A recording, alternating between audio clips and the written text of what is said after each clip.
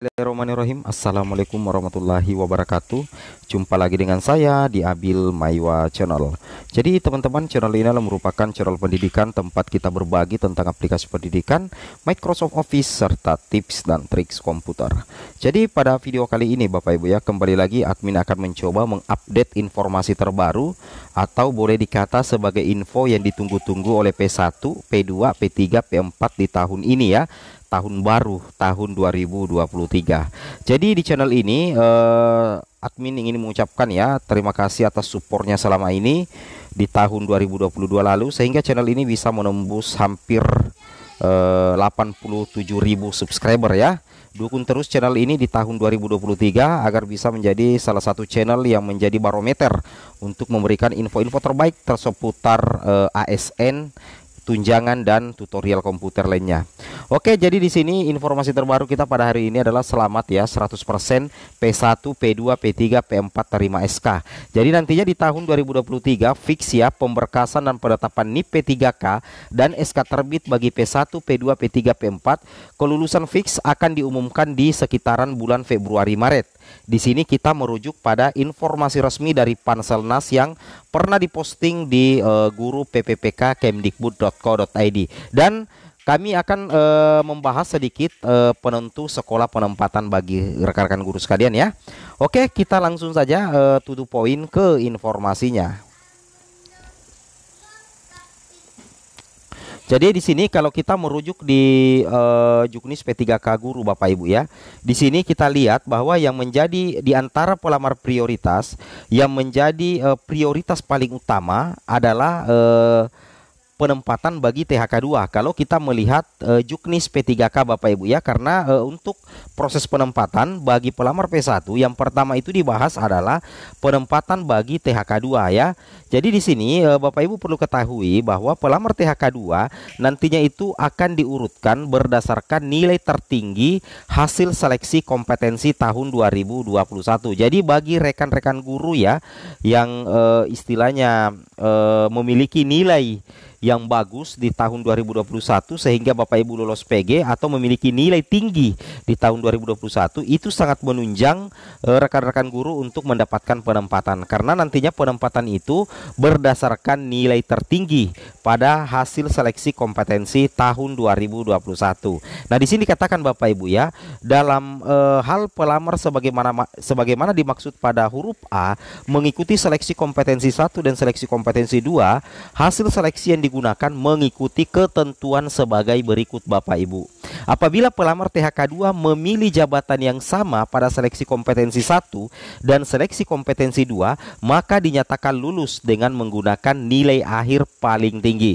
Jadi kalau misalkan di tahun 2021 kemarin ada THK2 yang di tahap 1 itu memilih formasi guru kelas, kemudian nantinya di tahap kedua juga memilih formasi guru kelas, maka nantinya kelulusan Bapak Ibu itu akan menggunakan nilai akhir yang paling tinggi. Itulah salah satu kelebihan ketika pelamar prioritas itu memilih jabatan yang sama pada saat melamar P3K di tahun 2021. Baik itu tahap 1 maupun di tahap 2 Bapak Ibu sekalian ya. Itu yang harus Bapak Ibu pahami dan Bapak Ibu cermati. Kemudian di sini bagi rekan-rekan guru yang Bapak Ibu perlu ketahui bahwa ada juga THK2 yang memilih jabatan yang berbeda pada seleksi kompetensi 1 dan seleksi kompetensi 2, maka penempatan itu menggunakan nilai seleksi kompetensi 2 terlebih dahulu. Jadi kalau misalkan di tahap 1 melamar bahasa Indonesia, tahap kedua melamar guru kelas, nantinya yang akan diambil nilai tertingginya itu adalah di kompetensi tahap kedua. Tentunya ini sedikit riskan karena takutnya nilai tahap 2-nya itu jauh lebih rendah daripada nilai tahap pertama. Nah, itulah yang membedakan bagi pelamar prioritas yang memilih jabatan yang sama tahap 1-2 di tahun 2021 dengan memilih jabatan yang berbeda Bapak Ibu ya. Itu yang wajib Bapak Ibu ketahui ya. Nah, jadi di sini katakan THK2 sebagaimana dimaksud pada huruf A ditempatkan pada tempat tugas masing-masing apabila kuota penempatan kebutuhan P3K untuk jabatan fungsional guru pada instansi daerah tersedia di tempat tugasnya.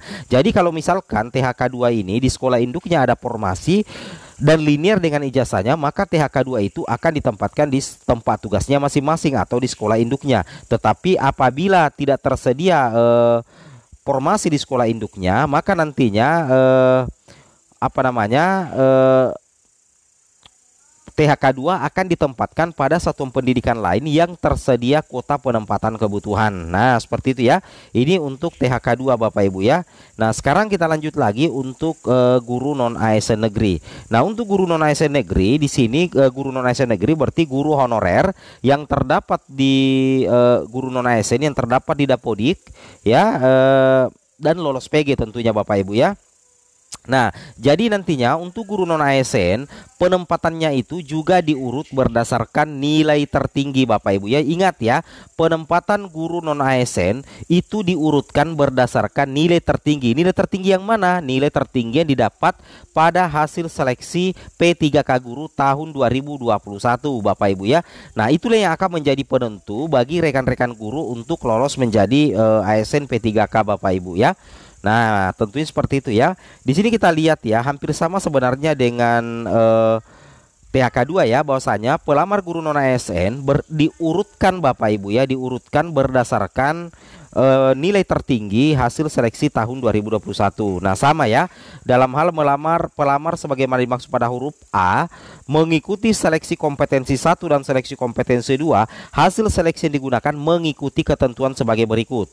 Apabila pelamar guru non ASN memilih jabatan yang sama pada seleksi kompetensi 1 dan seleksi kompetensi 2, maka dinyatakan lulus dengan menggunakan nilai akhir paling tinggi. Nah, sama dengan THK2 ya, memilih jabatan sama maka nilai tertinggi yang diambil untuk penentu kelulusan P3K guru tahun 2022. Seperti itu ya, itu yang harus Bapak Ibu pahami ya, khusus THK2 dan guru non ASN lulus PG. Nah, terkait dengan penempatan tentunya akan ada pengumuman terlebih dahulu Bapak Ibu guru yang terhormat ya. Jadi kita fokus di sini Bapak Ibu ya, kita fokus di urutan 15. Pengumuman hasil seleksi untuk V1, V2, V3 dan pelamar umum itu direncanakan di bulan Februari tahun 2023. Kalau merujuk pada jadwal dari Panselnas itu sekitaran tanggal 2 sampai dengan tanggal 3 Februari 2023 Bapak Ibu.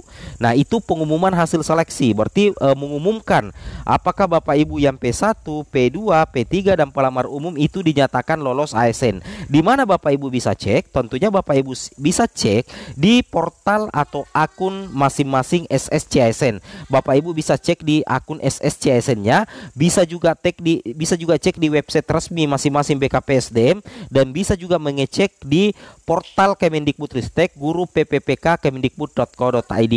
Nah, tapi pengumuman hasil seleksi untuk P1, P2, P3 dan pelamar umum tanggal 2-3 Februari itu belum final karena masih ada masa sangga tanggal 4 sampai 6 Februari. Setelah itu ada jawab sangga tanggal 7 sampai 13 Februari 2023 Bapak Ibu sekalian. Nanti pengumuman final kelulusan P1, P2, P3 dan pelamar umum itu diumumkan tanggal 20 sampai 21 Februari 2023 kalau kita merujuk di jadwal resmi Panselnas. Dan sekali lagi disclaimer konten bahwasanya jadwal ini bisa berubah sewaktu-waktu ya, bisa saja dirubah oleh Panselnas. Nah, kemudian untuk pemberkasan, tentunya pemberkasan itu harus melalui pengisian DRH dulu Bapak Ibu ya, itu di tanggal 22 Februari sampai dengan 13 Maret 2023. Kemudian usul penetapan NIP P3K itu tanggal 7 sampai 31 Maret 2023. Nah, jumlah pelamar prioritas 1 Bapak Ibu ya yang akan diangkat di tahun ini adalah sekitar 127.621 Bapak Ibu. Inilah yang akan mengikuti pemberkasan, penetapan dan pengangkatan menjadi ASN P3K khusus P1 ya, belum yang P2.